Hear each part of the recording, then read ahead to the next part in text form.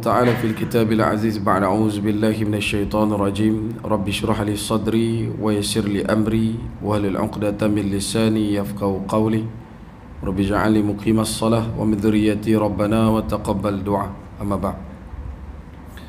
Alhamdulillah, pertama-tamanya dan selama-lamanya kita rafa'kan syukur kehadrat Allah Subhanahu wa taala dengan faham, sedar dan segar bahawasanya Allah jualah yang menciptakan langit dan bumi serta apa yang ada di antara keduanya dengan kekuasaan mutlak milik Allah dan ketunggalan Allah Subhanahu wa taala. Seterusnya selawat serta salam ke atas junjungan besar baginda Nabi sallallahu alaihi wasallam, manusia menjadi asbab musabab paling utama dan mulia sehingga kita diberikan kebaikan, dihimpun dalam ketaatan, diberikan pinjaman iman dan Islam sampai ke pagi ini. Menginjak masuk ke minggu yang ketiga bagi bulan Jamadil Akhir untuk edisi 1445 Hijrah, menandakan kurang lebih 69 hari kita mendekat dalam bulan Rabiul Awal, bulan Ramadan Al-Mubarak. Moga-moga Allah Subhanahu wa taala sampaikan kita ke dalam bulan Ramadan insya-Allah. Allahumma balighna Ramadan. Allahumma balighna Ramadan. Allahumma balighna Ramadan insya-Allah. Amin. Dan seterusnya perbanyak akali kita dengan mengucapkan kalimah selawat. Moga-moga dengan memperbanyakkan selawat itu menjadi asbab musabab kita didudukkan bersama baginda Nabi sallallahu alaihi wasallam insya-Allah. Allahumma salli ala sayyidina Muhammad wa ala ali sayyidina Muhammad kama shallaita ala sayyidina Ibrahim wa ala ali sayyidina Ibrahim wa barik ala sayyidina Muhammad wa ala ali sayyidina Muhammad kama barakta ala sayyidina Ibrahim wa ala ali sayyidina Ibrahim fil alamin innaka Hamidun Majid. Baik. Tuan-tuan dan hadirin muslimin mukminin rahimakumullah sekalian. Hari ini kita dah masuk satu hari bulan Januari bagi tahun 2023. Yang mana pada perkiraannya kita dah masuk pun 1000 tahun yang ketiga selepas daripada Januari 2001. Ini adalah milenium yang ketiga yang mana akan berakhir pada 31 Disember tahun 3000. Jadi milenium pertama, milenium kedua 2001 sampai tahun 3000, milenium yang ketiga. Dan dalam waktu yang sama juga, bila mana berubahnya waktu, berubahnya hari, berubahnya tarikh, yang memberikan maksud kepada kita betapa baginda Nabi sallallahu alaihi wasallam mengkhabarkan tentang perkara ini dengan begitu teliti sekali. Kerana Nabi sallallahu alaihi wasallam menyatakan dalam satu hadis yang disebutkan daripada jalur riwayat Anas bin Malik radhiyallahu an, yang mana Nabi sallallahu alaihi wasallam menyatakan la taqumus sa'ah, tidak akan berlakunya hari kiamat selama mana tidak disingkatkan waktu. Dalam erti kata yang lain, mendekat pada hari kiamat kita akan mendapati perjalanan masa itu adalah satu benda yang pasti akan berada dalam kedudukan yang singkat. Kemudian Nabi SAW menyatakan lagi betapa setahun akan menjadi seperti sebulan. Sebulan akan menjadi satu Jumaat, yakni seminggu, dan satu Jumaat akan menjadi satu hari. Satu hari akan menjadi satu jam, dan satu jam akan menjadi seperti satu petikan api. Dan betapa perjalanan masa yang ada, Allah Subhanahu wa taala meletakkan keperluan dan keutamaannya, sehingga kan kata ulama ada 4 surah yang membicarakan tentang pengkhususan masa. Ada suratul Fajr, ada surah Ad-Duha, ada surah Al-Lail dan juga surah Al-Asr. Antara lain disebutkan oleh Imam Asy-Syafi'i rahimallahu ta'ala, sekiranya Al-Quran itu diturunkan dengan satu surah, cukup takat surah yang diturunkan itu, yang satu itu adalah surat Al-Asr. Cukup kalau kata Quran itu turun satu surah tu yang patut tu adalah surat Al-Asr. Sehingga ulama bincangkan tentang kalimah Al-Asr. Abu Fida bin Ismail Ibnu Kathir dalam tafsir Quran Al-Azim, dia menyatakan Al-Asr dibahagikan kepada beberapa perkara. Yang pertama, Al-Asr itu sendiri bermaksud masa. Dan masa itu adalah satu benda yang sekiranya dikenang dengan cermat oleh manusia akan membuatkan dia merasa amat rugi. Setiap daripada kita, tak kiralah masa apa pun yang kita dah lalu, kita akan rasa amat rugi. Sebab itu Imam Al-Ghazali pernah bertanya kepada anak muridnya, apakah perkara yang paling jauh? Maka dijawab dengan pelbagai jawapan. Dan kata Imam Al-Ghazali, benda yang paling jauh, perkara yang paling jauh adalah masa lalu. Kita boleh mempersiapkan diri kita dengan 1001 kekuatan, dengan 1001 upaya dan juga daya untuk menuju hari esok. Kita nak pergi ke tempat yang paling jauh, kita boleh kumpulkan sebegitu banyak kemampuan, kewangan dan sebagainya. Tetapi kalau bicara berkenaan dengan tempat tujuan, itu adalah kemarin. Kita gunakanlah segala mana kemampuan yang kita ada, pasti kita tak akan dapat pergi, sebab kemarin itu lebih jauh daripada esok. Kemarin itu lebih jauh daripada petang nanti. Kemarin itu lebih jauh daripada bulan depan. Kerana itu Surah Al-Asr ni, kata Ibn Kathir, ia adalah satu benda yang membuatkan kita sentiasa merasa rugi, seperti mana yang Allah Ta'ala menyatakan dalam surah Al-Asr, innal insana lafi khusr. Selama mana dia ada nilai kemanusiaan, bila dia bicara berkenaan dengan masa, dia akan jadi orang yang amat-amat merasakan kerugian. Yang kedua, kata Abu Fidah bin Ismail Ibn Kathir, kenapa dinamakan surah Al-Asr? Kerana daripada sekian banyaknya waktu yang disebutkan sebagai waktu yang ada waktu solat, waktu solat asar adalah merupakan antara waktu yang terpendek selain daripada waktu subuh. Tetapi kenapa asar yang diletakkan dalam surah tersebut?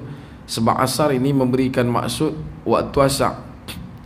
Waktu asar ni adalah waktu yang mana kita akan duduk dengan keadaan perlu untuk memikirkan hiruk pikuk dunia. Pukul 4.30 sampailah pukul 7.30, ia adalah waktu yang kita balik kerja, kita ambil anak, kita keluar cari benda, kita pergi beli barang makan. Dan waktu tu adalah waktu yang begitu singkat, dan dia singkat kerana kita banyak aktiviti. Beruntung bagi orang yang kekal beriman kepada Allah, illal ladzina amanu, dan kemudian dia mengamalkan amal soleh, wa amilus solihat, dalam keadaan wa tawassaw bil haq wa tawassaw bis sabr. Dalam setiap waktu yang kalut macam tu pun dia masih lagi memperingatkan diri dia tentang kebenaran, dan dalam masa yang sama memperingatkan diri dia supaya sabar. Dan kalau dua-dua tu bergerak pada jalur yang sama, maka dia akan tergolong dalam golongan yang terlepas dari kerugian. Yang kita nak yang tu lah. Moga-moga Allah Subhanahu Wa Taala berkati perjalanan hidup kita yang masa lalu, dan Allah Subhanahu Wa Taala mempermudahkan perjalanan masa hadapan kita sehingga kita bertemu dengan Allah Subhanahu Wa Taala. Semalam saya di Tanjung ada dua tempat, satu kuliah, satu ceramah ambang tombau. Saya kalau kata ambang tombau ni, dia jadi tak apa nak cun sangat, pasal kita macam meraihkan pula. Cuma disebabkan oleh keperluan masyarakat umat pada hari ini, yang rasanya kepada para alim ulama telah pun mensuggestkan supaya kita buat satu usaha untuk divert, kita alihkan perhatian, alihkan tumpuan anak-anak kita daripada terjebak dalam sambutan yang bersifat paganisme, sambutan yang bersifat menyembah berhala, kepada program-program yang lebih mempunyai nilai dan juga membentuk jati diri. Jadi semalam ni dalam program bahasa balik lah, dekat pukul 12, ada orang telefon, dia bagi tahu ada satu orang dalam majlis ilmu tu bagi tahu dekat depa semalam lah, sebelum pukul 12 boleh baca doa awal tahun, doa akhir tahun. Masuk pukul 12 minit boleh baca doa akhir awal tahun. Saya duduk dalam kereta sambil bawa kereta tu melengung tak, duduk cari dalil mana kan. Pasal yang cakap bukan orang yang biasa-biasa, dia beritahu boleh baca. Dia siap kongsikan pula doa awal tahun, doa akhir tahun dan awal tahun. Jadi bila kita buka semak balik, takat yang mana kita mampulah semalam, sebab jemaah 3-4 orang duk tanya, kata betul ke ni Ustaz? Kalau betul, kami dah terlepas lah pasal pukul 12.30 kan, jadi tak sempat buat. Jadi kita pun tengok-tengok di belah kita Malaysia tak ada, yang banyaknya main daripada negara Konoha, main daripada geng-geng Naruto ni, orang-orang yang ada di seberang sana pulau tu, di kawasan Indonesia, sebab mereka meraihkan untuk masyarakat mereka supaya mengasimilasikan doa akhir tahun awal tahun hijrah juga boleh digunakan untuk Masihi. Bila tanya dekat kita, kita kata cukuplah untuk tahun hijrah nak buat doa akhir tahun awal tahun, sebab yang tu pun dah bertembung dengan banyak pendapat. Ada setengah yang memegang tidak perlu kerana tak ada keperluan dan tidak ada warid daripada Nabi sallallahu alaihi wasallam, dan kita pun setuju. Dan kalau kata ada ulama kata boleh buat sebab daripada kias daripada apa yang Nabi sebutkan tentang berkenaan dengan perkara baru, kita minta kebaikan untuk perkara baru, pun kita setuju. Maksudnya buat pun tak apa, tak buat pun tak apa, sebab dia berdiri pada atas faktor doa, dan doa ni tidak ada satu perkara yang kita boleh tetap tentukan untuk dilakukan bila dan bila.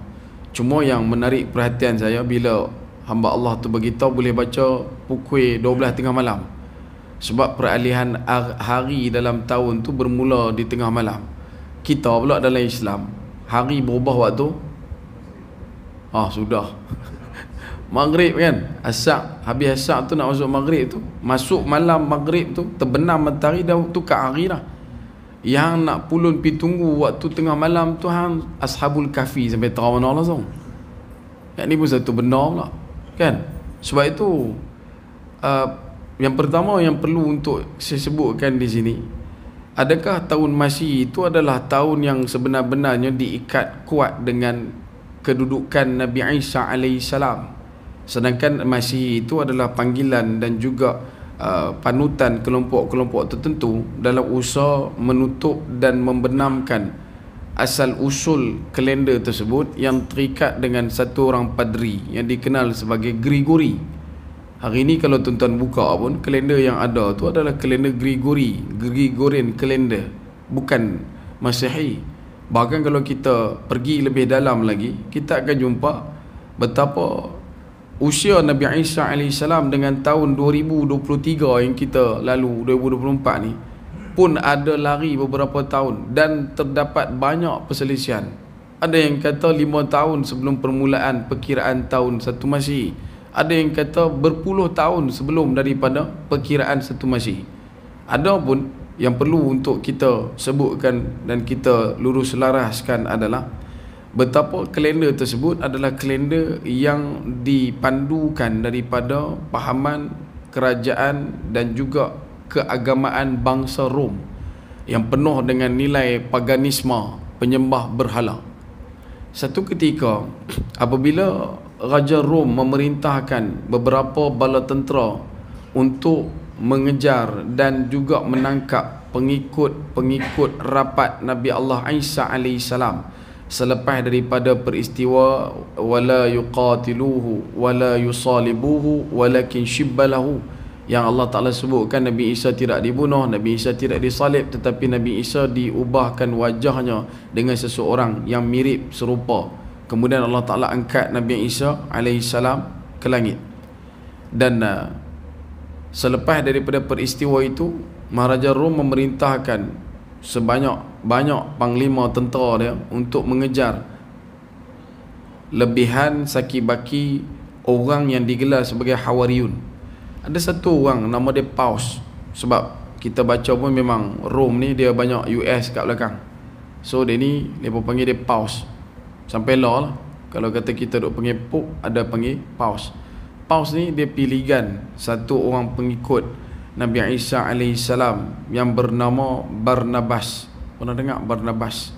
Ada satu Injil yang ditulis daripada paham Barnabas ni. Barnabas ni dia pada satu ketika tersebut dia berada di kepulauan Cyprus dan dia memang duduk di situ. dan Paus pi cari dia dan nak dapatkan Paus nak dapatkan Barnabas tersebut, dan dia diperintahkan untuk bunuh Barnabas. Ketika mana dia duduk di situ bersama dengan Barnabas, dia tak buat apa-apa dekat Barnabas, bahkan dia pula duk pergi mengaji dengan Barnabas. Jadi bila dah sampai satu ketika dia balik mai ke Rom, maka orang tanya dekat dia, adakah kamu telah pun accomplish mission tu? Dia kata dia tak bunuh pun Barnabas, sebab dia spin dekat situ. Dia kata Barnabas pun macam dengan orang Rom juga, dia pun sembah dengan berhala dan dewa-dewa, mengikut macam mana orang Rom tu buat. Maka sebab tu Barnabas dibiarkan hidup dan akhirnya meninggal dunia di Kepulauan Cyprus. Dan kalau tuan-tuan ada peluang kokoklah lepas umrah haji, tuan-tuan boleh pergi ke Cyprus, mungkin juga boleh dapatkan satu ikhtiar untuk ziarah ke maqam Barnabas ini, kerana ada sebahagian ulama kita yang bersetuju dan meletakkan dia adalah orang beriman, dan mereka akan ziarah maqam dia dan akan sedekahkan bacaan Al-Quran untuk untuk Barnabas ini. Dan bila Paus ni balik kata lagu tu, maka Rom pun seronok kata rupanya Barnabas pun buat macam mana yang mereka buat, iaitu sembah segala macam berhala. Dan bila kita tengok balik struktur yang mungkin saya pernah kongsikan, asal kalender yang ada daripada kelompok Rom ini, dia bermula dengan 10 bulan sahaja. Bulan Januari, Janus, bulan Februari, bulan Mac, bulan Aprilius, bulan Maya, bulan Juno. Kemudian sambung dengan perkiraan September, Oktober, November, Disember. Ada 10 bulan Mula pada September sampai ke bulan Disember itu kiraan bilangan.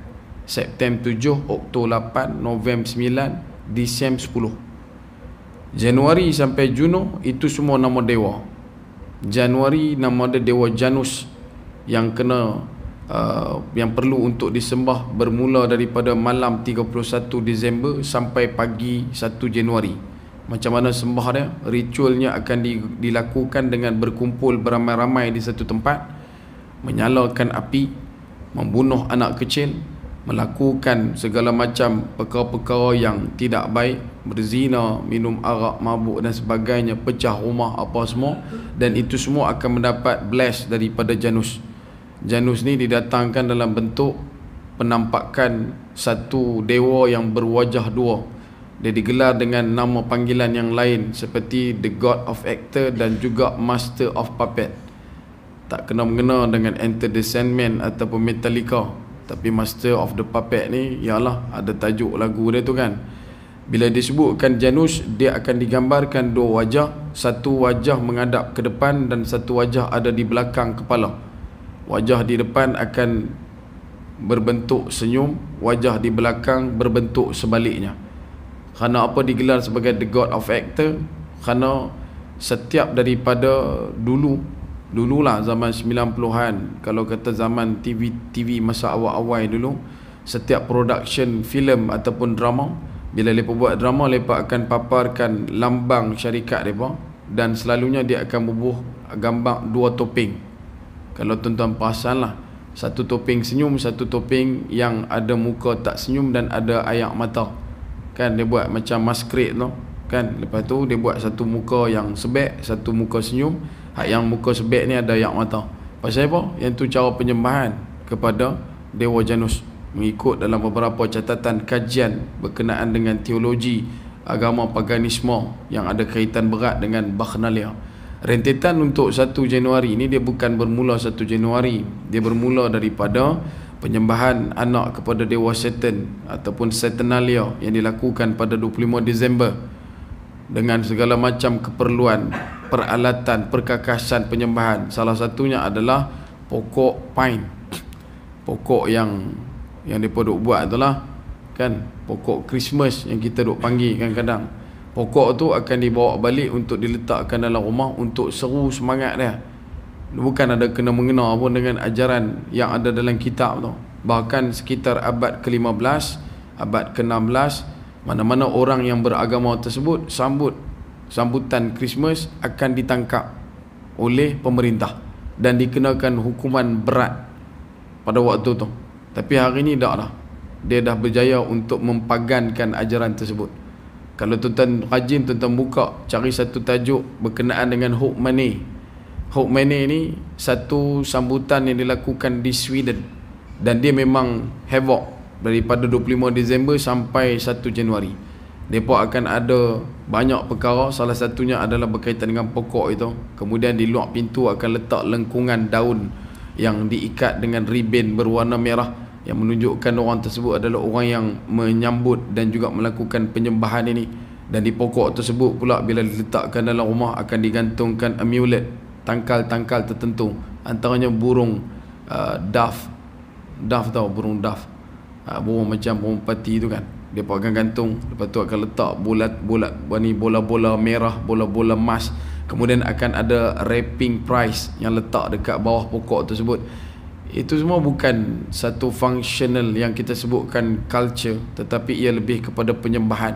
Kalau masyarakat kita dulu mungkin pernah ada yang letak pulut kuning bawah perdu pokok mengkuang, pokok buluh, dia macam tu lah lebih kurang, dia punya cara faham dia.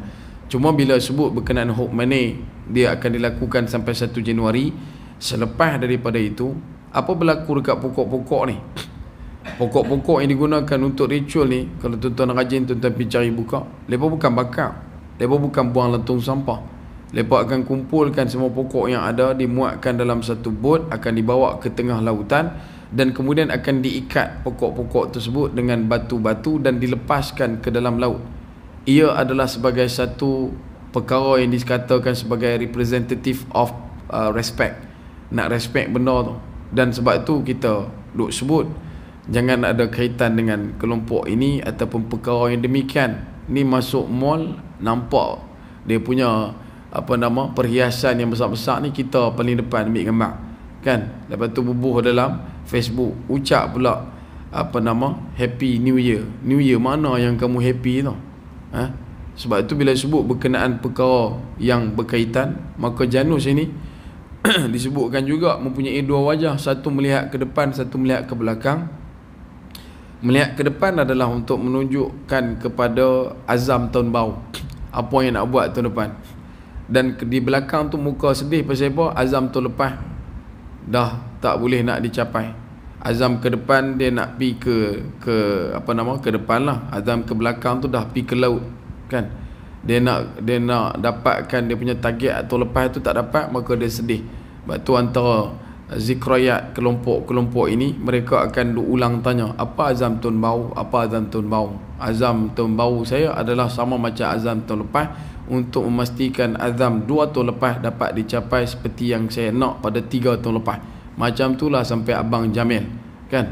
Sebab tu bila sebut berkenaan dengan perkara azam ini, dalam Islam diletakkan dengan satu tamsilan yang mudah, iaitu hidup kita cuma perlu berdiri pada ikatan innas salati wa nusuki wa mahyaya wa mamati lillahi rabbil alamin.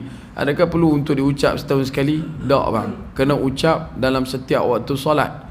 Dalam setiap solat kita baca, ya Allah jadikanlah solatku, hidupku, matiku, ibadah penyembelihanku semata-mata untuk Kau ya Allah, bukan untuk makhluk yang lain. Maka hidup kita akan terjajar dengan nilai redha Allah dan juga berkat daripada Allah Subhanahu wa taala. Umur manusia ini, kata Nabi sallallahu alaihi wasallam, umat Nabi baina sitin ila sab'in, 60 sampai 70 Kalau kata yang dapat lebih daripada 70 itu, maka itu dah masuk subsidi dah. Dia dapat imadani dah tuan-tuan. Dia kena ambil perhatian supaya menambahkan gerun debar dia kepada Allah Subhanahu wa taala. Dan usaha berkenaan dengan umur panjang ini, Allah Taala datangkan satu peringatan dalam Al-Quran, antaranya dalam surah Al-Baqarah ayat yang ke-96. Allah Subhanahu wa taala berfirman, wala tajidannahum ahrasan nas ala hayatin wa minal ladina asyraku yawaddu ahaduhum law yu'ammaru alf sanah wama huwa bimuzahzihi minal adzabi ay yu'ammar wallahu basirun bima ya'malun. Apa kata Allah? Demi sesungguhnya engkau wahai Muhammad akan dapati satu kelompok manusia, mereka itu setamak-tamak manusia, yang mana mereka ini tamak kepada kehidupan, yakni merujuk kepada suka panjang umur. Mereka minta dan mereka nak supaya mereka dipanjangkan umur. dan betapa tamaknya mereka kepada kehidupan itu melebihinya tamak-tamak orang-orang kafir yang Allah Ta'ala sebutkan. Apakah ciri-ciri tamak mereka itu?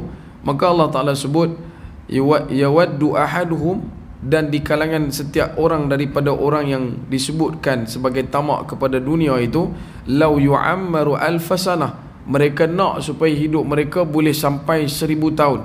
Dan kata Allah Subhanahu wa Ta'ala, perkara tersebut, hidup 1000 tahun tu pun, wama huwa bimuzahzihi minal azabi ay yu'ammar, takkan dapat melepaskan kamu daripada azab Allah yang telah disediakan oleh Allah. Dan ingatlah, wallahu basirum bima ya'malun, Allah sentiasa melihat akan apa yang mereka lakukan.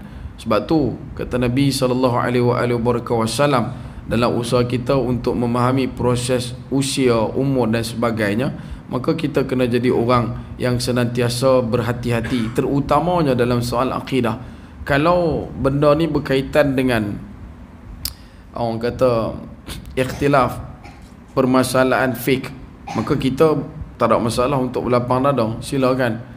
Cuma perbezaan pendapat maka boleh dianjurkan. Tapi kalau main sampai ke tahap mengganggu akidah, duduk pada batas melangkaui lakum dinukum waliyadin, kita pula ada usaha lebih untuk memartabatkan agama orang lain, maka ini adalah satu kepincangan dan juga kerosakan dalam nilai akidah. Dan bila sebut kata Januari itu, tu yang kita kata tak boleh. Tak mahu pula dia pergi baca doa tengah malam tu, lagilah apalah. Saya tanya balik dekat orang yang beritahu tu, sebab semalam pukul 1 lebih dia mesej saya tu pasal jemaah. Beritahu kalau tak percaya tanya dekat Ustaz Ifi. So dia tanya dekat saya, dia kata ada lah dalil lah kata baca doa. Saya kata macam ni Syekh, kalaulah tahun hijrah kita pun dah habis ketiak lah untuk baca doa, tiba-tiba kita copy paste had tahun hijrah tu untuk bertahun kat Masihi. Di Malaysia ni secara lokaliti kita, bukan kita dengan puak-puak ni saja dah, ada puak-puak lain lagi. Jadi adakah esok bila mai tahun baru Cina, hang nak baca lagi doa akhir tahun awal tahun? Boleh faham tak? Untuk ni hang perlu baca. Habis tu kalau mai Ponggel esok, takkan nak baca? Makna kata setahun paling kurang 4 kali baca doa akhir tahun awal tahun. Jenuh Yasin puak-puak masjid. Kata malam ni insya-Allah tuan-tuan kita akan adakan bacaan Yasin dan juga doa akhir tahun bersempena dengan tahun baru. Tahun baru apa bulan 2 ni? Tahun baru Cina. Mau punggai bawah 5 orang. Ni. So ada nilai yang kita sebutkan simplifying, nak memudah-mudahkan. Cukup takat hijrah untuk kita, selesai. Pasal apa kita nak merawit, nak berembiang sampai dengan benda-benda lain? Dan disebabkan oleh kerakusan ataupun yang kita sebutkan gopoh-gapah dalam pemahaman ini, mengakibatkan kerosakan dalam masyarakat.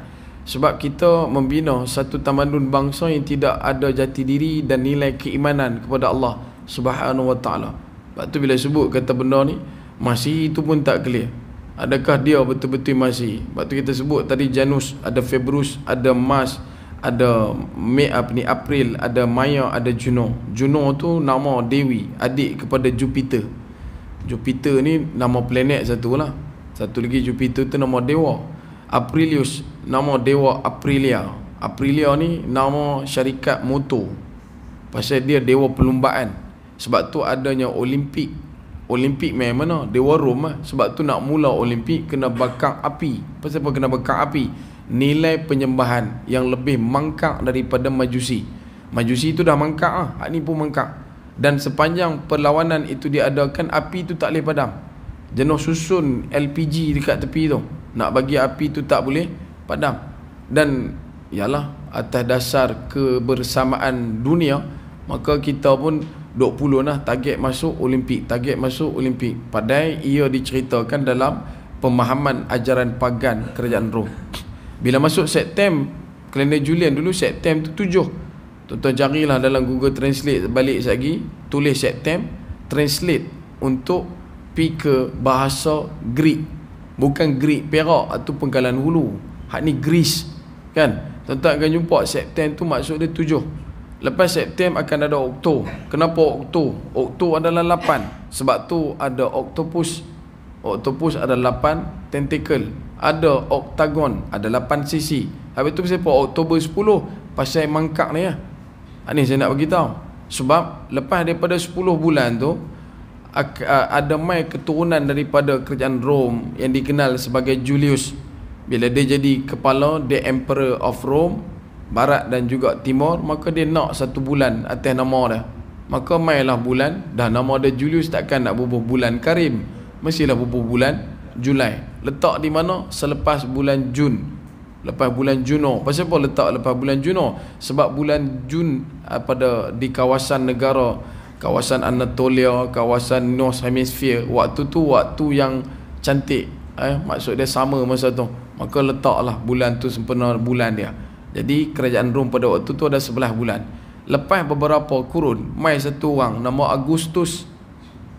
Bila mai Agustus, takkan dia nambah nama bulan biji Ramia. Dia bubuhlah nama bulan tu bulan Ogos. Duduk tak mana? Duduk selepas Julai.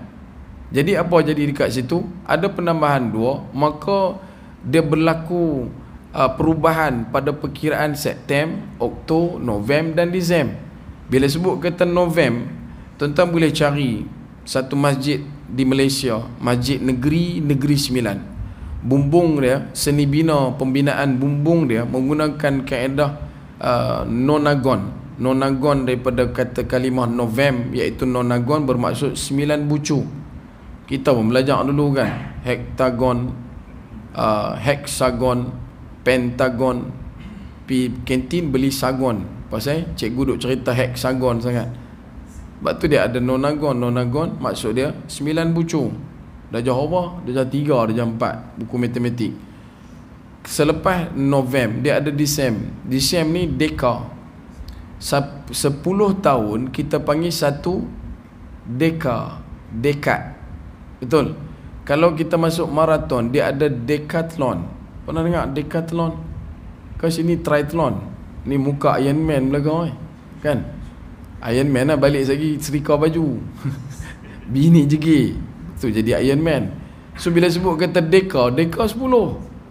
Apa tu jadi lagu mana benar ni? Sebab tu Nabi sebut dekat kita kena baca surah Al-Kahfi. Ni dekat dengan kiamat ni. Sebab tu bila orang cerita Ashabul Kahfi, kita pun angguk sampai ke lantai. Tak buka langsung faham maksud terjemah. Kita ambil translation dia. Tak tengok pada nilai tafsir yang disebutkan tentang Ashabul Kahfi. Paling tidak Nabi kata baca 1 sampai 10. Pasal apa 1 sampai 10? Kita akan jumpa ayat 5. Allah Ta'ala sebut kaburat kalimatan takhruju min afwahihim yaquluna illa kaziba. Kaziba dekat situ ada alif kat belakang. Dia bukan dhammah. Kalau dhammah dia jadi gazebo. Gazebo tu depan mak mentuang. Hak ni kaziban. Kaziban apa dia? Mohong pahit. Orang kampung saya kata. Mohong terang-terang, mohong siang-siang. Tak mana kata mohong terang ni 12 bulan tak ada kena-mengena pun. Dan diambil pula kiraan yang lengkap kononnya itu semua daripada Grigori, dan akhirnya digunakan sebagai kalender. Sebab tu Disember itu adalah 10, bukannya 12. Tapi hari ni kalau saya tanya dekat mana-mana orang, September berapa? 9. Oktober berapa? 10. November berapa? 11. Disember berapa? 12. Pasal apa? Ni dah pun dimanipulasi, kita telah didoktrinisasi, dan kita telah pun dibius dengan vaksin-vaksin pembohongan yang begitu ketara, kerana kita meninggalkan apa yang ditinggalkan oleh Nabi sallallahu alaihi wasallam. Nabi tinggalkan kepada kita Al-Quran. Dalam banyak-banyak tu pun Nabi tak tinggal lagu tu, hang bacalah apa nak baca dak. Nabi bagi tahu hampa sedang diri sikit, hampa doa akhir zaman, surah apa nak kena baca? Al-Kahfi. Pasal apa surah Al-Kahfi? Dalam tu ada pembinaan watak 4 fitnah utama yang akan melanda kamu semua dekat dengan kiamat. Fitnah pertama, kisah berkenaan dengan Ashabul Kahfi yang membawa bingkisan cerita fitnah agama. Sampai ke satu tahap, ada orang kata Nabi yang mana mereka Allah Ta'ala perintahkan dengan izin Allah Subhanahu Wa Ta'ala ditidurkan di dalam gua 300 tambah 9 tahun. 309 tahun. Pasal apa?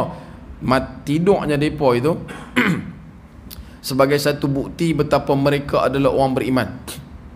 Kalau tuan-tuan buka dalam Israiliyat punya semakan berkenaan Ashabul Kahfi, ada satu chapter disebut daripada New Testament. Nabi Isa AS pernah beritahu dekat pengikut dia. Masa tu Nabi Isa masih hidup, sebelum Nabi Isa diangkat. Nabi Isa beritahu, selepas 108 tahun akan bangun orang-orang beriman yang sedang ditidurkan di dalam gua. Maksudnya selepas 100 tahun Nabi Isa dah tak ada lah, Nabi Isa dah diangkat ke langit, barulah Ashabul Kahfi dibangkitkan. Makna kata Ashabul Kahfi dah ditidurkan bila? Sebelum Nabi Isa dilahirkan. 200 tahun sebelum tu Nabi Isa dah lahir. Kalau kira betul-betul dalam 190 lebih lah, 170 something. Dan kalau nak tanya Nabi Isa AS pada waktu itu, Nabi Isa AS dia Kristian ke di Islam? Islam. Amanar rasulu bima unzila ilaihi min rabbihi wal mu'minun kullun amana billahi wa malaikatihi wa kutubihi wa rusulihi لا نفرق بين أحد من رسله وقالوا سمعنا وأطعنا غفرانك ربنا وإليك المصير. Kan duk sebut ayat tu, kita beriman kepada Allah, beriman kepada Rasul, yang mereka ini adalah rangkuman, cantuman kelompok manusia yang Allah Ta'ala muliakan, dan mereka adalah orang yang percaya kepada Allah yang Maha Satu. Habis itu tak mana yang mai kita faham Kristian ni, sebab itu faham Rom. Sebab tu kita sebut itu bagi tahu orang dekat tuan-tuan, Rom ni sifat dia suka romanize. Kalau saya pergi sana pun dia panggil saya Hafifus.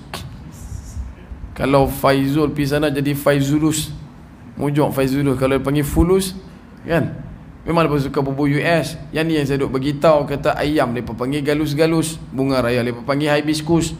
Satu binatang muka macam itik, kaki ada 4, nama dia platypus, octopus, dinosaur, Brachiosaurus, Argentinosaurus, Tyrannosaurus. Pasal apa US kat belakang banyak? Bukan mereka main daripada United States ataupun Ulu Selangor, tapi pasal mereka ni panggil Rom. Habis tu apa kaitan ni kita nak beritahu?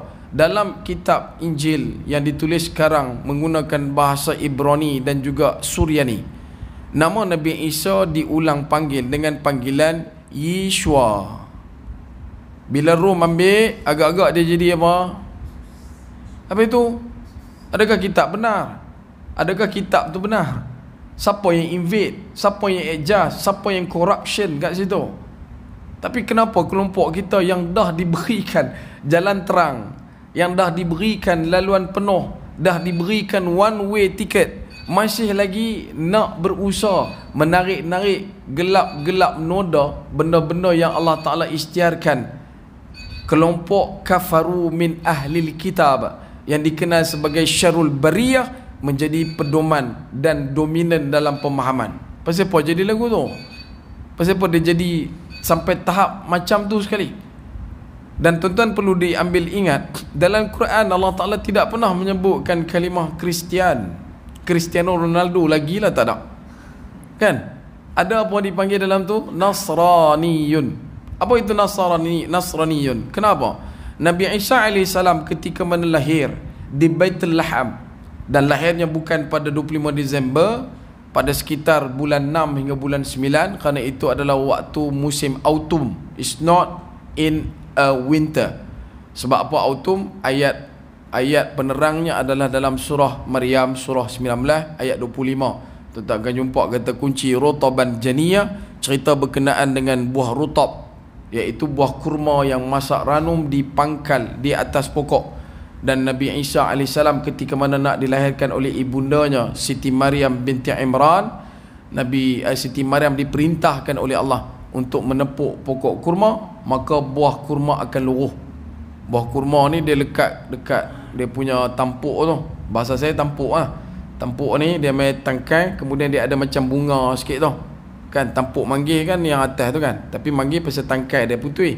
Dak kurma ni dia lekat dekat dia punya depan tu. Sama macam buah pinang lah. Buah pinang kalau kata dia dah masak elok dah dekat pokok, kita nak ambil dia tak payah pakai galah, pergi dekat pokok pinang kita goncang. Cuma satu saja nasihat, masa goncang jangan panggung kepala, kena tunduk. Dulu saya duk kutip buah pinang dulu di kampung, duk jual dekat Pandak Nyan, arwah adalah. Bila pi tengok rumah pak-pak menakan, oi pinang banyak ni, bawa balik lagi boleh colek, boleh timbang kilo pi jual, boleh lah 3-4 ringgit sekali jemuk. So bila kita tengok buah ranum banyak dekat atas, ada jenis jenis keturunan ketegak musangking ni tak mau turun, dia tak mau jatuh, maka kita pun nak agas pergi setengah pokok, naik sampai setengah tu, duduk tengah-tengah goncang, tapi kepala kena tunduk. Dia perlu skill yang tinggi lah, tuan-tuan kena ada lesen paling kurang pun be full kot, baru boleh dapat benda tu. So bila buah tu jatuh pun kita korek, dan buah tu boleh jatuh sebab kelonsong tempat pemegang buah tu dia dah kering tau, bila dia goncang sikit dia jatuh. Benda ni Allah Ta'ala sebut dalam Quran, walaupun nampak begitu complicated, tapi Allah Ta'ala sebut pada Siti Maryam supaya tepuk pokok kurma, nanti buah tu jatuh. Sifat buah tu buah rutab. Kurma ni dibagi kepada dua paling tidak asasnya, satu tamar, satu rutab. Nanti bulan Ramadan kata Nabi, kalau Ramadan jatuh dalam musim sejuk, maka berbukalah kamu dengan buah kurma tamar, buah kurma yang kering, yang tangkai Safia, Marwah, yang Yusuf Tayuk ke siapa ke, yang tu boleh untuk kita buka puasa waktu sejuk, musim hujan kan. Tapi kalau datang bulan Ramadan, waktu saif, waktu panas, maka berbukalah dengan buah kurma rutab, iaitu buah kurma yang kalau sampai kat kita, buah dia tu buah belengah, buah melekat-melekat tu, kita pegang pun macam kulit kaki masuk air kan, dia punya kulit luar tu macam kembung tak kembung, dia jadi adalah melekit-lekit sikit tau. Itu buah kurma rutab.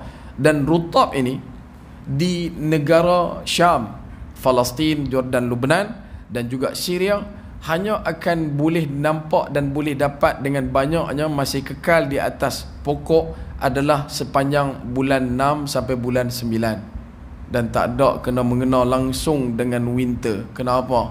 Sebab kalau kita tengok balik perkiraan tentang lahirnya Nabi Allah Isa AS di Baitul Laham itu, memang dia punya signifikan dia tu adalah merujuk kepada bukan musim sejuk. Sebab kalau musim sejuk, binatang takkan dilepaskan keluar daripada bangsal.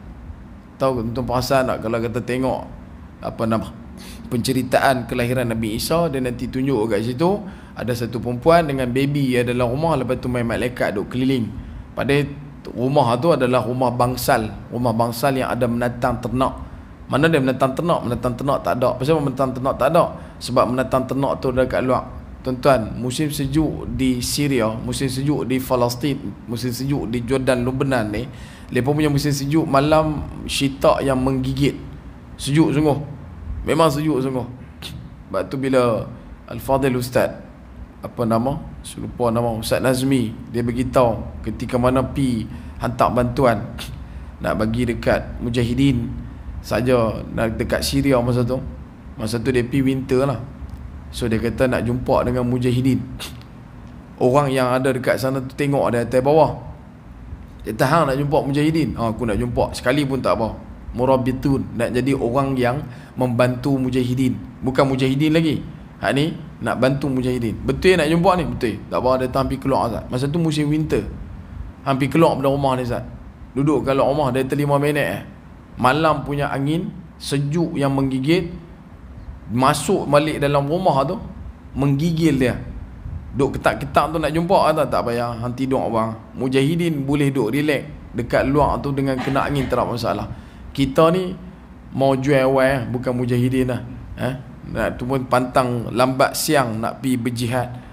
Baru ni ada orang tanya, kata Ustaz, saya nak pergi jihad kena 2 syarat paling minimal. Satu, dapat redha mak ayah. Yang kedua, kena terlepas daripada hutang. Ni muka kuku bayar tak habis kan, kuku kowe duk bayar setiap bulan tu saya duk gagah lambat.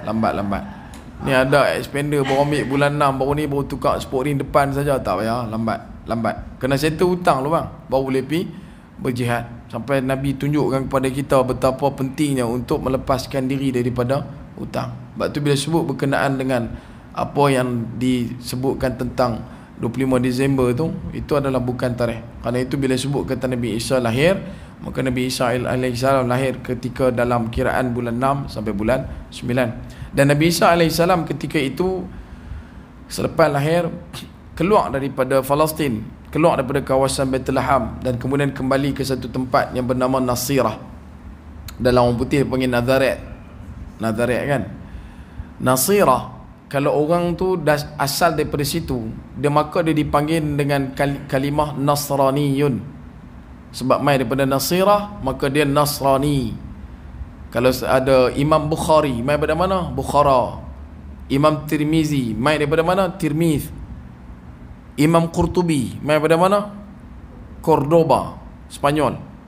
Kawan saya baru ni dia bubuh yang saya sebut itu nama dia Tikmil Batuti. Mana? Tikam batu. Kan? Semalam saya pergi Relau, saya beritahu kat depa, hamba bubuh lah belakang laqab Ar-Relawi. Kan? Dengar macam sempoi Weh, dia ngaji mana ya? Ar-Relawi. Pokoknya duk Relau, kan?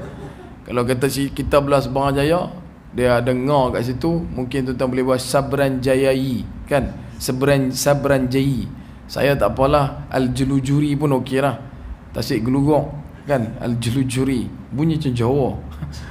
Ngomong wedok. So kalau kata sebut Nasrani, itu bukan kena-mengena dengan yang disebutkan sebagai apa nama, pendokong kepada agama. Habis itu memang Kristian. Kristian ni laqab yang dikenalkan oleh kelompok Rom, orang yang mengikut Jesus Christ. Sedangkan dia bukannya Christ, dia bukannya Jesus, dia adalah Yeshua. Dan dia juga bukanlah Tuhan. Dia adalah anak kepada Siti Maryam, dan dia merupakan Rasul Allah dan Nabi Allah. Penciptaannya kamasali Adam. Jadi kalau sampai ke tahap ada orang boleh berkalam dengan mengatakan sebelum kedatangan Islam, so-called kata Islam tu pada nilai akidah, maka dia sedang menempa satu perkara yang bertentangan dengan keimanan daripada permulaan Nabi Allah Adam AS sampai kepada Nabi Allah Muhammad SAW, sehinggalah turun semula Nabi Allah Isa AS. Itu tahu mana tuan-tuan? Sebab tu di akhir zaman banyak kalau baca Al-Kahfi. Imam Sayuti kata apa? Satu hari baca satu juzuk Al-Quran. Tak boleh satu juzuk, itu saya beritahu, baca selai. Tak boleh selai, baca 3 ayat. 3 ayat kalau gamak panjang sangat nak baca, 3 ayat cari yang paling pendek. Inna a'tayna kal kautsar. Kan Al-Quran turun 114 surah. 114 surah, ada surah-surah pendek. Surah yang paling pendek 3 ayat. Mana ada surah 2 ayat? Ada kawan saya kata ada 2 ayat, yang tu Quran tulis tak habis kot. Hampir ambil siapa punya kau baca. So ayat yang last, surah yang paling pendek 3 ayat. Paling pendek antara 3 ayat yang ada adalah surah Kautsar. Ada 43 huruf yang didirikan untuk surah tersebut. Inna a'tainakal kautsar. Inna a'taina pun rasa macam tak larat kan nak baca. Baca inna lillahi wa inna ilaihi raji'un. Kalau nak lagi cantik, korek 7 kaki tu. Pergi duduk dalam tu, healing sampai mati tak balik. Duduk dalam tu fikir, awak lah aku ni teruk sangat, mangkang ubi gila, tak mau nak baca Quran. Kenapa perlu banyakkan istirja? Innalillah tu kena baca sebab hati kita dah mati. Dan cara untuk menghidupkan hati yang mati adalah dengan banyak mengingat mati. Bila kita banyak mengingat mati, hati yang hidup pasti akan bangkit kembali. Imam Al-Ghazali pernah ketika mana berada dalam halaqah dengan anak muridnya, hati dia terasa teringin sangat kat dunia. Kemudian dia meninggalkan halaqah, dia berlari menuju ke tempat kawasan maqabir, tempat kubur. Sampai di kubur, dia duduk di situ, dia masuk, dia bagi salam ke ahli al-maqabir, dan kemudian dia kata, sesungguhnya aku memiliki satu perkara yang begitu diinginkan oleh penduduk daerah ini. Dia tunjuk dekat ahli kubur. Aku ada satu benda yang amat-amat diinginkan oleh penduduk di daerah ini, di negeri ini, iaitulah nafas. Dan aku adalah orang yang paling kaya di antara mereka yang ada di sana. Sebab itu cukup takat aku mendapat nafas untuk aku memperbaharui taubatku, bukan memperbaharui maksiatku. Boleh faham? Hidup kita sehari demi hari ini, kita kena banyak untuk ingat mati. Sebab tu dalam konsep umur yang Allah Ta'ala pinjamkan, berikan kepada kita, kita kena pastikan dia bermanfaat, bukan takat pada diri kita semata-mata, tetapi juga pada orang lain. Dan itu semua memberikan kebaikan. Semoga kita mendapat redha daripada Allah Subhanahu Wa Taala. Untuk masyarakat kita, orang Islam, bila sebut kata umur, perlu untuk kita fahamkan umur ini akan ditanya oleh Allah Subhanahu Wa Taala. Macam mana kita punya umur tu digunakan? Adakah ke arah kebaikan ataupun ke arah yang tidak sepatutnya? Cuma kita haraplah segala apa kesalahan yang telah kita lakukan secara sedar ataupun tidak, Allah Ta'ala ampunkan. Sebab umur ni, dia kalau dalam bahasa Arab dia kata sinin, sanah ataupun sinin. Kenapa sinin? Sinin ni daripada kalimah sinun. Sinun ni apa dia? Gigi. Imam Syafi'i banyak sebut perkataan sinin. Sinin ni maksud dia gigi. Kenapa gigi? kaedah dalam Islam, kalau nak tengok cukup umur tak cukup umur pada binatang, kita akan cek gigi, betul? Lembu nak bersalin pula, lembu nak sembelih, kita cek gigi. Kambing nak sembelih, kita cek gigi. Yang tak cek gigi kawan lah. Sembelih kawan tak perlu cek gigi. Sembelih betul-betul punya. Beli barang RM45, jual kat member RM420. Member pun bagus barang sampel punya, padahal cok Shopee. Hari ni 1 bulan padam muka. Barang RM500 ke bawah kena cukai, kan? So bila sebutkan tentang umur, ya, kita kena tengok pada suasana umur yang memberikan manfaat. Walaupun kita tetap juga akan merasai penambahan umur, tapi kita belum tentu tua. Itu kalau jumpa dengan orang yang tua, kita kena ada respect besar, sebab mereka adalah orang yang sudah dan sempat tua. Kita belum tentu. Kita kena ada rasa tu. Bila dah kita ni tua, berkadar-kadarlah dengan ketuaan kita. Jangan kita memiliki hati dan juga naluri yang terlalu muda. Dia masih lagi mempakmaonkan diri dia. Bukan tak boleh nak bersifat muda. Ada kaedah yang disebutkan dan ditunjukkan oleh ulama. Orang tua yang bersifat muda dalam ibadat itu dipuji dalam agama. Orang muda yang bersifat tua dalam masyarakat itu juga dipuji dalam agama. Maksudnya kalau kita ni orang yang dah berusia, maka kita ni duduk dalam usaha agama dengan bersungguh-sungguh macam orang muda, maka kita adalah orang yang hebat dalam pandangan agama. Begitu juga dengan orang muda yang ketika mana bersosial, tingkah lakunya, tertib jaganya, duduk dalam keadaan kelolaan yang tertinggi, itu terbaik. Sebab tu usia ni dia memberikan satu pahaman kepada kita. Kalau kata lelaki, dia tua pada rasa. Kalau wanita, dia tua pada rupa. Lelaki tua pada rasa, dia tak boleh nak ejah dah. Dia memang macam tu dah.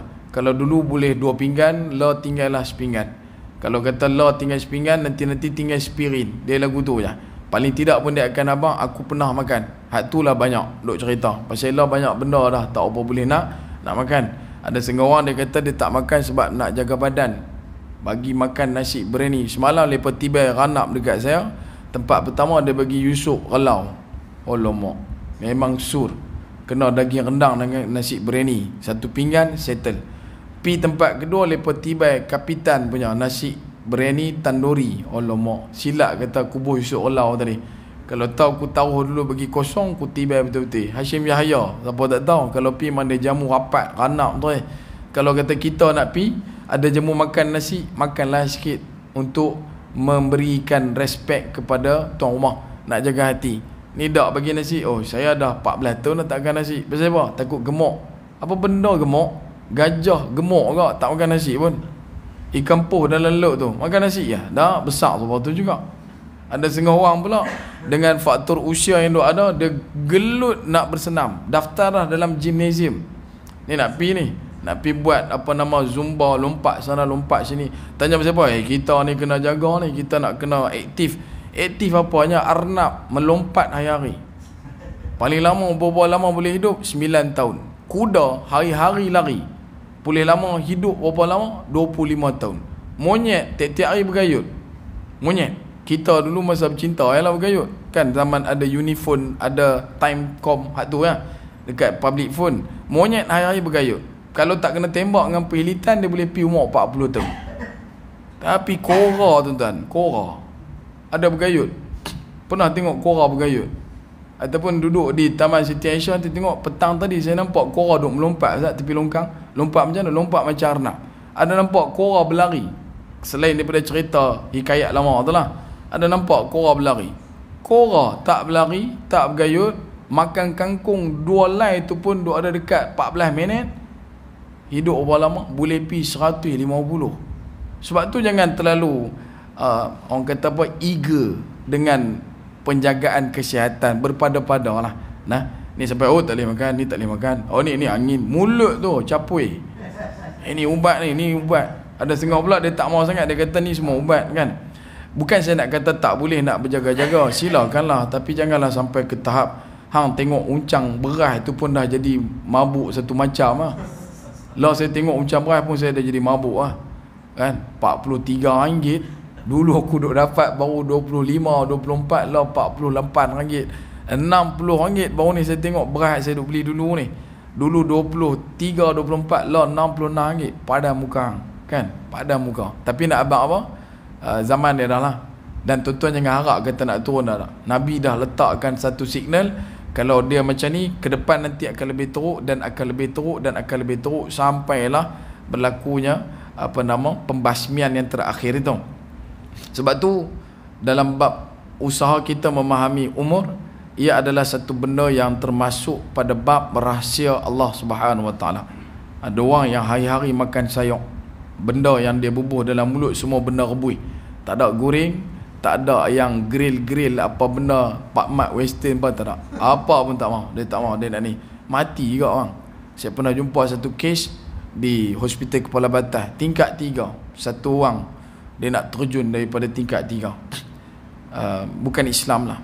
Dia bagi tahu dekat situ. Saya dengar masa tu saya pergi melawat, saya duduk ada di ward mak saya, perempuan lah. Dia duduk dekat tepi tu, dia kata, saya daripada kecil makan sayur saja, rebuih saja, saya tak pernah makan itu goreng-goreng dah berpuluh tahun. Dia masa tu umur dekat-dekat 70. Macam mana doktor cakap saya kena kolesterol? Doktor tu pula satu kerja nak kena pergi terang kat dia diagram kolesterol tu main kok mana. Dia tak puas hati, sebab dia punya doktrin faham, mindset dia, hang tak mau kolesterol yang ni, hang tak mau jantung yang ni, hang tak mau kencing manis yang ni. Lepas tu makan apa? Makan tiang. Semua tak boleh, semua. Tapi pasal dia terlalu jaga, tuan-tuan faham tak? Maka dia putus asa dekat situ.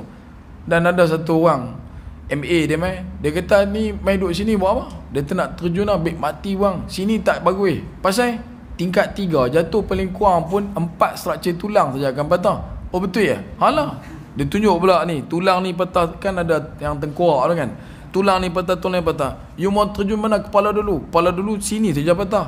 Paling tidak pun bau. Kepala pun takkan pecah punya. Habis tu macam mana mau pecah kepala? 30 punya tingkat. Mana tempat? Mai kita bawa. Bawa boleh pegang awak balik bubuh satu cucuk, diam. Kan? Sebab tu jangan terlalu, bukan jangan terlalulah. Jangan kita meneliti perkara ni sampai ketap, dengan aku jaga kesihatan maka aku akan hidup lama. Dah. Yang memberikan hidup kepada kita adalah Allah. Sejak daripada di alam sulbi sampai ke alam rahim, 9 bulan 10 hari duduk dengan ayak, boleh bernafas ke? Siapa bagi izin?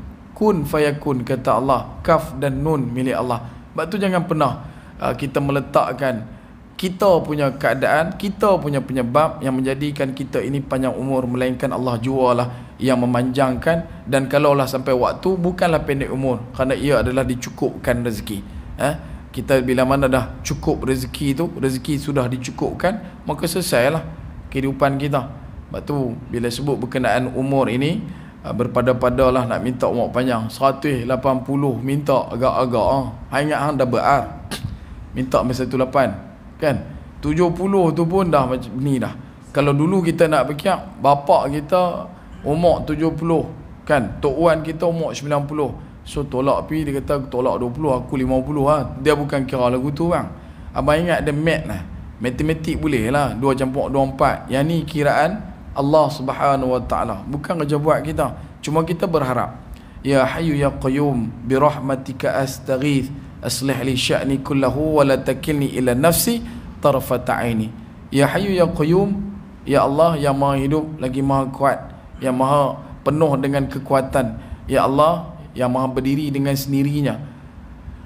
Aslih li sya'ni kullahu, engkau perbaikilah seluruh urusanku, seluruh kehidupanku, seluruh kemampuanku. Wala takini ila nafsi tarfata aini, dan jangan pernah engkau serahkan urusan hidupku pada diriku, walaupun tarfata aini, walaupun dalam sekelip mata. Kita nak supaya kita duduk dalam penjagaan ihfazillah, duduk dalam keadaan Allah Subhanahu Wa Taala menjaga kita dan diberkati segala perjalanan hidup kita, dan kita kembali pada Allah Subhanahu Wa Taala pada kelompok yang dipanggil dengan kalimah ya ayyatuhan nafsul mutmainnah irji'i ila rabbiki radiyatan mardiyah, insyaallah.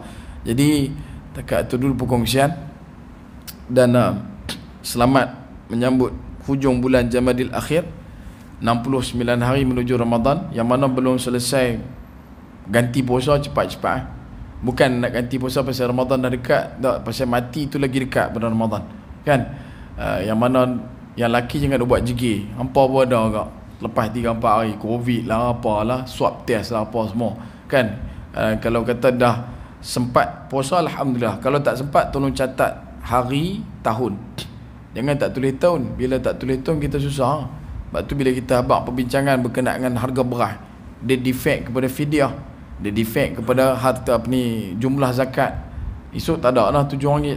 Maka berjayalah untuk menoktahkan kemiskinan. Tak ada lah orang miskin pasal semua makan beras mahal. Kan? Kita punya makanan ruji dah tak ada harga murah. So bila sebut kata harga beras tu penting sebab dia banyak tuan. Fidyah, puasa, zakat dan sebagainya, bayaran untuk kafarah 6 bagi makan dekat anak yatim, semua benar tu kan ada kaitan makanan ruji. So kalau kata tuan-tuan sempat ganti, alhamdulillah. Tak sempat ganti, tolong catat tahun dan juga jumlah hari. Dan jangan terpesona dengan vele puasa. Ada hujung tahun lepas, bukan hujung tahun lepas marin. Awal bulan 12 itu ada orang share dekat saya, dia kata ada satu orang ni dia buat vele puasa. Siapa tak dan ganti puasa boleh halo kat dia. Dia nanti bagi package untuk tolong ganti puasa. Kita pun satu macam. Dia ni belajar mana? Perdu serai ke perdu manggil apa? Bukan pasal isu tu, sebab dia perbincangan dia lebih dalam. Cuma yang saya tertarik tu, triggered untuk fikir balik. Dia bagi menu buka puasa. Dia kata boleh suruh dia ganti tapi kena bayar harga menu untuk buka puasa. 15 hari pertama tu semua western. Chicken chop, lamb chop, burger wagyu pun ada. Masuk hari ke-16 sampai hari ke-30 baru jumpa nasi goreng Cina, nasi goreng kampung untuk buka puasa. Jadi kalau siapa nak suruh dia ganti puasa, dia tak boleh. Cuma tolong bayar package ikut benda makan yang dia nak guna untuk berbuka puasa tu. Jadi saya harap tuan-tuan tu selalu buat teruk ganti kalau dekat mana boleh. Ni sampai ada upah orang bagi syak. Hai ingat apa? Tender KPM. Tender kerajaan punya. Tak payah. Kita ganti sendiri. Kalau tak sempat juga, bayarlah fidyah yang ada. Dan akhir kalam, kalau kata hidup kita dalam keadaan yang begini rupa, usahakanlah untuk jadikan Nabi sebagai panduan. Banyak hidup antara hidup, banyak redup antara redup, redup tanda hari nak hujan. Banyak hidup antara hidup, hidup Nabi jadikan panduan. Akhir kalam, sekecil-kecil ikan pasti ada isinya, sebesar-besar ikan pasti ada tulang. Aku liqauli hadha astaghfirullahal adzim wa lakum wa lisairil muslimin wal muslimat wal mu'minina wal mu'minat fastaghfiruh fa yafudhal mustaghfirin. Wassalamualaikum warahmatullahi wabarakatuh. Wallahu taala a'lam.